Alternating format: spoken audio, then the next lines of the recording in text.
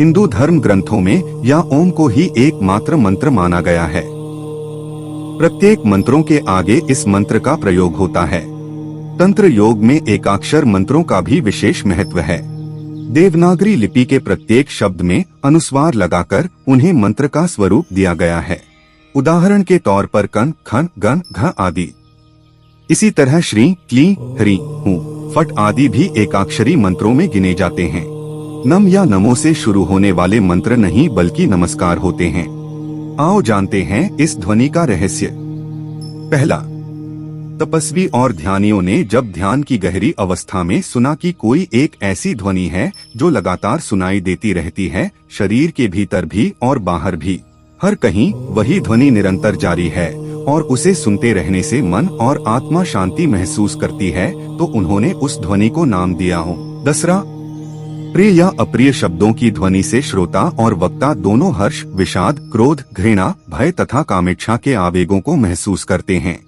अप्रिय शब्दों से निकलने वाली ध्वनि से मस्तिष्क में उत्पन्न काम, क्रोध, मोह, भय, लोभ आदि की भावना से दिल की धड़कन तेज हो जाती है, जिससे रक्त में टॉक्सिक पदार्थ पैदा होने लगते हैं। इसी तरह प्रिय और मंगलमय शब्दों की ध्वनि मस्तिष्क, हृदय और रक्त पर अमृत की तरह आह्लादकारी रसायन की वर्षा करती है।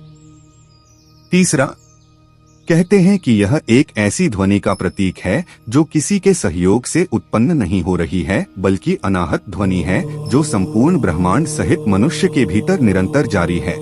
अनाहत अर्थात किसी भी प्रकार की टकराहट या दो चीजों या हाथों के संयोग के उत्पन्न ध्वनि नहीं। इसे अनहद भी कहते हैं। चौथी बात, शब्द 3 ध्वनियों से बना हुआ है। अ, उप, म। इन तीनों ध्वनियों का अर्थ उपनिषद में भी आता है।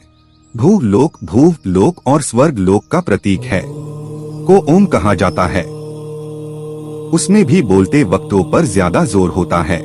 इस मंत्र का प्रारंभ है, अंत नहीं। यह ब्रह्मांड की अनाहत ध्वनि है। पांचवी बात, साधारण मनुष्य उस ध्वनि को सुन नहीं सकता, लेकिन जो भी ओम का उच्चारण करता रहता है उसके आसपास सकारात्मक ऊर्जा का विकास होने लगता है। फिर भी उस ध्वनि को सुनने के लिए तो पूर्णत मौन और ध्यान में होना जरूरी है। जो भी उस ध्वनि को सुनने लगता है वह परमात्मा से सीधा जुड़ने लगता है। परमात्मा से जुड़ने का साधारण तरीका है का उच्चारण करते रहना। छठी बात, शिव पुराण मानता है कि नाद और बिंदु के मिलन से ब्रह्मांड की उत्पत्ति हुई। नाद अर्थात ध्वनि और बिंदु अर्थात शुद्ध प्रकाश। यह ध्वनि आज भी सतत जारी है। संपूर्ण ब्रह्मांड और कुछ नहीं, सिर्फ कंपन, ध्वनि और प्रकाश की उपस्थिति ही है। सातवीं बात, ओम की ध्वनि में यह शक्ति है कि यह इस ब्रह्मांड के किसी भी ग्रह को फोड़ने या इस संपूर्ण ब्रह्मांड को नष्ट करने की क्षमता रखता है। यह ध्वनि सूक्ष्म से भी सूक्ष्म और विराट से भी विराट होने की क्षमता रखती है। आठवीं बात, सभी ज्योतिर्लिंगों के पास स्वतः ही ओम का उच्चारण होता रहता है। यदि आप कैलाश पर्वत या मानसरोवर झील के क्षेत्र में जाएंगे तो आपको निरंतर एक आवाज सुनाई देगी, जैसे कि कहीं आसपास में एरोप्लेन उड़ रहा हो। लेकिन ध्यान से सुनने पर यह आवाज डमरू या की ध्वनि जैसी होती है।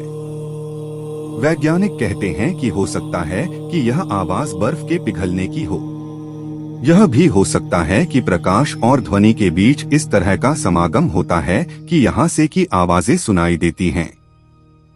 नौवीं बात, इसके उच्चारण से शरीर और मन को एकाग्र करने में मदद मिलेगी।